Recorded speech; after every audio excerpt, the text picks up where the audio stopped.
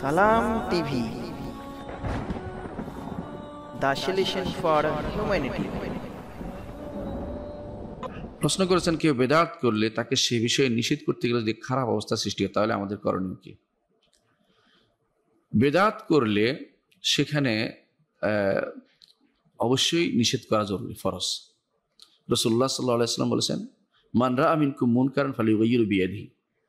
তোমাদের মধ্যে কেউ যদি কোনো অন্যায় খারাপ কাজ দেখে সে যেন সেটাকে তার হাত দিয়ে প্রতিহত করে।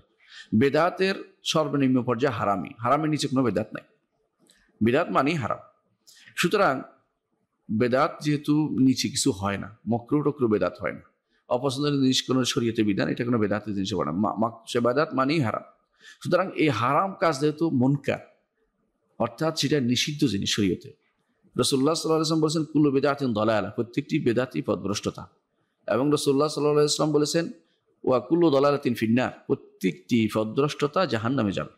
অর্থাৎ জাহান্নামের জিনিস এটা, সেটা হাতে নেয়া, সেটা হ্যান্ডেলিং করা, মানুষকে প্রচার প্রসার করা, সবই জাহান্নামে যাওয়ার কারণ হবে। সুতরাং বেদাত মুনকার, এটাকে মুনকার হিসেবে, অর্থাৎ খারাপ কাজ যেভাবে শরীয়তের বিধান অনুসারে সেটা আপনাকে সেই হিসেবে আপনাকে এগিয়ে যেতে হবে। যদি আপনার এমন জায়গায় খারাপ কাজ হতে দেখেন, বেদাত হতে দেখেন, যেখানে আপনার হাত চলে, আপনার ছোট সন্তান বেদাত করতেছে দেখছেন, আপনি তাকে সেখানে হাতও চালাতে পারবেন, তবে প্রথমে আপনাকে তাকে মুখে নিষেধ করবেন, যাতে চললে আলহামদুলিল্লাহ। যেখানে মুখে নিষেধ করেন হাত চলার প্রয়োজন নেই, এটা মনে রাখবেন। আর যেখানে আপনি দেখছেন যে এখানে আমার হাত চলছে না কোনোভাবেই, তখন মুখে বলবেন, মুখে আপনাকে বলতেই হবে।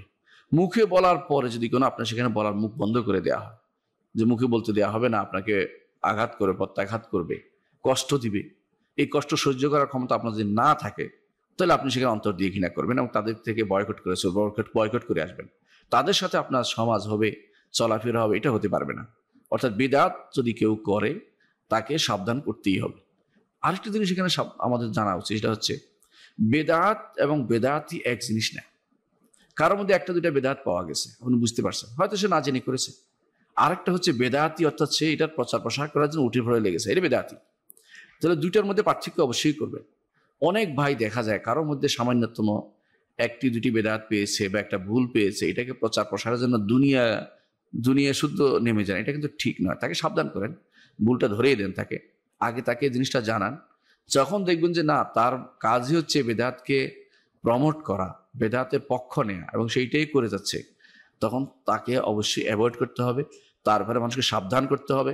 এবং সে যে অন্যায় কাজ করছে, সে যে ভুল করছে এবং সে যে এই ব্যাপারে মানুষকে বিভ্রান্ত করছে, এটা বলা ফরজ হয়ে যায়। তখন আর এই একান্তের জিনিস আর থাকে না, একান্তের জিনিস আর থাকে না। তখন কেউ যদি বলে, তখন এটা বলা উচিত নয় আপনাদের। বেদাত যখন প্রচারিত হয়ে যায় কোনো মানুষের, তখন কারোর জন্য এটা বলা উচিত নয় যে অমুকের বিরুদ্ধে অমুক লাগছে কেন। লাগার কিছু নাই, সে বেদাতি, তাকে লাগার কিছু লাগতেই হবে, শরীয়ত তা বলে দিয়েছে, তার বলতে হবে তার বিরুদ্ধে। অনেক ভাই মধ্যপন্থী ভাবধারার নাম দিয়ে তাকেও ছাড় দেই, অমুককেও ছাড় দেই, এটা শরীয়ত বলে না। বেদাতির বিরুদ্ধে দাঁড়ানো এটা ইসলামের একটি বিরাট বড় ধরনের একটি নীতি, যে বেদাতিদের বিরুদ্ধে দাঁড়াতে হবে, বেদাতিদের সঙ্গে সাবধান করতে হবে। সলফে সালেহীন এই জন্য বেদাতের উপর বই লিখেছেন। আপনারা জানেন যে শত শত বই লেখা হয়েছে বেদাত বিরুদ্ধে, এবং বেদাত কি ইমামরা তা বলেছেন এবং বেদাতদেরকে সাবধান করেছেন। বেদাত যে ধ্বংস হতে হবে, বেদাত যে ধ্বংসপ্রাপ্ত জিনিস, ধ্বংস করে মানুষকে, রাসূলুল্লাহ সাল্লাল্লাহু আলাইহি ওয়াসাল্লাম সাবধান করেছেন। রাসূল নিজে বলেছেন যে আমার পরে তোমরা অনেক মতভেদ দেখতে পাবে, মতভেদ হবেই, উম্মতের মধ্যে এখন মতভেদ পূর্ণ। রাসূল কিন্তু এটা বলেন নাই যে তোমরা সবাইকে নিয়ে তখন থাকো, এটা বলেন নাই। বেদাত নিয়ে ঘর করো, বেদাত নিয়ে তোমাদের মুসলিম মেনে নাও, মুসলিম, কেউ তো বলে যে বেদাত নিয়েও মুসলিম ভাই, এই জাতীয় মুসলিম ভাই কোনো সন্দেহ নেই মুসলিম হিসেবে থাকবে। বেদাতি কখনো কুফুরি হয়, শিরকি হয়, তখন মুসলিম ভাই থাকে না। বেদাতি কখনো কোনো দিন থেকে মানুষকে বের করে দেয়, তখন মুসলিম ভাই থাকে না। আর বেদাতি কখনো কোনো হারাম কাজের মধ্যে লিপ্ত হয়, তখন সে মুসলিম হিসেবে থাকবে, তবে সে গুনাহগার ভাই, তার ব্যাপারে সাবধান করতে হবে, যে কারণ সে অন্যায় কাজ করছে। সলফে সালেহীন দেখেন জাহমিয়াদের বিরুদ্ধে দাঁড়িয়েছে, বলেছে, জাহমিয়াদের বিরুদ্ধে বই লিখেছে, গ্রন্থ লিখেছে। এবং আশ্চর্য হবেন, আব্দুল্লাহ ইবনে ওমর রাদিয়াল্লাহু আনহু, তিনি তখন অন্ধ হয়ে গিয়েছিলেন শেষ বয়সে। তার সামনে বলা হলো কাদারিয়া, যারা তাকদীরকে অস্বীকার করে, তাদের সম্পর্কে। বর্তমানে কাদারিয়াদের অভাব নাই, প্রচুর তাদের প্রভাব রয়েছে বিভিন্ন জায়গায়, তাদেরকে আপনি দেখতে পাবেন যারা তাকদীর অস্বীকার করে। আব্দুল্লাহ ইবনে ওমর রাদিয়াল্লাহু আনহু বললেন, তিনি অন্ধ, দেখতে পান না, বলছে লোকটিকে আমি নিয়ে আসো যে তাকদীর অস্বীকার করে, তাকে আমি দাঁত দিয়ে তার নাক ছিঁড়ে ফেলব। অর্থাৎ এত ক্রোধান্বিত তিনি হয়েছেন। এর অর্থ হচ্ছে বেদাতের বিরুদ্ধে যখন সেটা আহ্বানকারী হয়ে যায়, বেদাত অর্থাৎ সেদিকে আহ্বান করে, তার বিরুদ্ধে কঠোর অবস্থানে থাকা, এটা সালফে সালেহিনের মানহাজ। এখানে ছাড় দেওয়া মধ্যপন্থা নয়। মধ্যপন্থার নাম দিয়ে যারা এই কাজটি করে যান, তারা নিজেরা প্রসাদে ভুগতে পারেন এবং মনে করতে পারেন যে আমরা একটা বিরাট কাজ করছি বা মধ্যপন্থা অবলম্বন করছি। এটা ইসলামের নীতি নয়। এর মাধ্যমে ইসলামকে তারা ধ্বংস করছেন, এর মাধ্যমে ইসলামকে তারা প্রশ্নবিদ্ধ করছেন। রাসূলুল্লাহ সাল্লাল্লাহু আলাইহি ওয়াসাল্লাম দিনকে পরিপূর্ণ করে দিয়েছেন। আল্লাহ তাআলা বলছেন, আল-ইয়াউমা আকমালতু লাকুম দীনাকুম ওয়া আতমামতু আলাইকুম নি'মাতি ওয়া রাদিতু লাকুম আল-ইসলাম দীনা। রাসূলুল্লাহ সাল্লাল্লাহু আলাইহি ওয়াসাল্লাম তিনি দিনকে পরিপূর্ণ করার ব্যাপারে আমাদের উপর তিনি সাক্ষ্য নিয়েছেন। সেই বিরাট মজলিসে যখন রাসূলুল্লাহ সাল্লাল্লাহু আলাইহি ওয়াসাল্লাম আরাফার মাঠে ছিলেন, সমস্ত সাহাবায়ে কেরামকে তিনি বলেছেন, আলা হাল বাল্লাগতু, আমি কি প্রচার করেছি? দিন যে পরিপূর্ণ হয়েছে, সাহাবায়ে কেরাম সাক্ষ্য দিয়েছেন যে আপনি প্রচার করেছেন। তখন তিনি আল্লাহকে সাক্ষ্য মেনেছেন, আঙ্গুল উপরের দিকে উঠিয়ে, উপরের দিকে হাত তুলে আল্লাহর দিকে আঙ্গুল তুলে বলেছেন, আল্লাহ তুমি সাক্ষ্য থাকো। আল্লাহ আরশের উপর থেকে সাক্ষ্য রয়েছেন। এর অর্থ হচ্ছে দ্বীনের মধ্যে বেদাত প্রবর্তনের কোনো সুযোগ নেই। কেউ কেউ বলে থাকেন লিদ্দিন ফিদ্দিন, ওই জাতীয় ফালতু কথাবার্তা শরীয়তে নাই। বেদাত সবটি পথভ্রষ্টতা, কোনো বেদাতেই শরীয়তে অস্তিত্ব শরীয়ত মানা হয় না।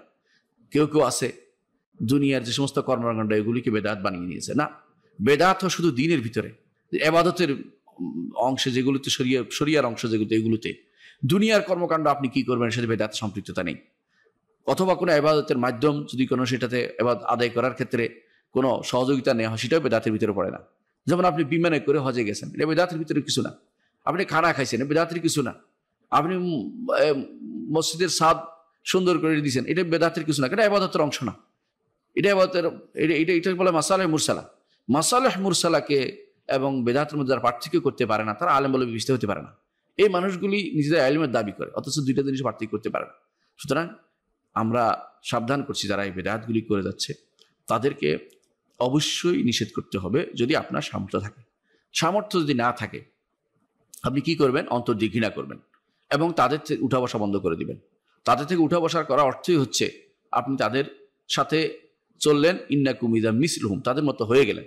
সালফে সালেহিনের জন্য হাজরুল মুবতাদি, তাদের কাছে একটা বিরাট নীতি ছিল, যারা বেদাতকে আহ্বান করে তাদেরকে পরিত্যাগ করা, তাদের থেকে দূরে থাকা। যখন তাদের উপর আপনি প্রভাব বিস্তার করতে পারবেন না, তাদেরকে দাওয়াত দিতে পারবেন না, আপনি শিওর যে তারা আক্রমণ করবে, ক্ষতিগ্রস্ত করবে, তাদেরকে তখন তাদের থেকে দূরে থাকা, তাদের থেকে মুখ ফিরিয়ে নেওয়া, তাদের থেকে সম্পূর্ণভাবে আলাদা হয়ে যাওয়া, এটা একটা নীতি। হাজরুল মুবতাদি বলা হয়, বেদাত থেকে দূরে থাকা।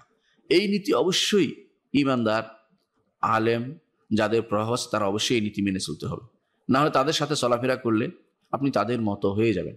সালফে সালেহিন কেউ যদি বলতো কেউ যে এই বিষয়ে একটা কথা বলতে চাই, বেদাতি কোনো বিষয়, তিনি বলতেন একটা কথা না, একটা বিনতে সাফা, একটা কথার অর্ধেকও না, তোমার সাথে কোনো কথাই আমি বলবো না। কারণ এরা অনেক সময় সন্দেহ ঢুকানোর জন্য বসে থাকে। কোরআন এবং হাদিসের বাণীকে তারা নিজেরা অর্থ বিকৃতি করবে, এরপরে এসে একজনের কাছে বলবে যে এরকম হয়েছে। সেটা শোনার পরে তার মাথার ভিতরে ঘুম আসবে না, সারা রাত ধরে চুপচাপ চিন্তা করবে, আরেকজন আলেমের কাছে এটা ট্রান্সফার করে দিবে। এই জাতীয় বেদাত কেউ কেউ প্রচার প্রসার করে। যখন দেখবেন যে এই লোকের মধ্যে এই জাতীয় প্রচার প্রসারের অবস্থা, সারাক্ষণ শুধুমাত্র বিদাত নিয়ে থাকে এবং এই জাতীয় সন্দেহজনক জিনিস মানুষের মধ্যে প্রচার প্রসার করে বেড়ায়, তাকে সম্পূর্ণরূপে পরিত্যাগ করা, তার থেকে সম্পর্ক ত্যাগ করা এবং তার সাবধান করা উম্মতে মুসলিমের আলেমদের উপর দায়িত্ব এসে যায়। বিষয়টি আশা করি আমি বুঝাতে পেরেছি। আল্লাহ আমাদেরকে বুঝার তৌফিক দেন।